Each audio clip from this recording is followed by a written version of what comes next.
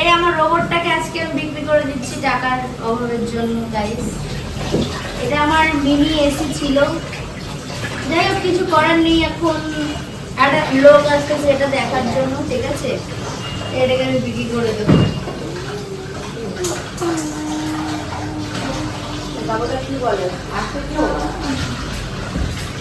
কত ভালো ছিল রোবটটা, কত ভালো। আমি একটা কাজ করতে পারি, দাঁড়াও তো, কি শফিককে ফোন করতে পারি।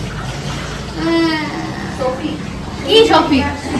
বাড়ির সে ড্রাইভার আছে না, ওদের সঙ্গে তো থাকে। তাই তুমি একে ফোন করো।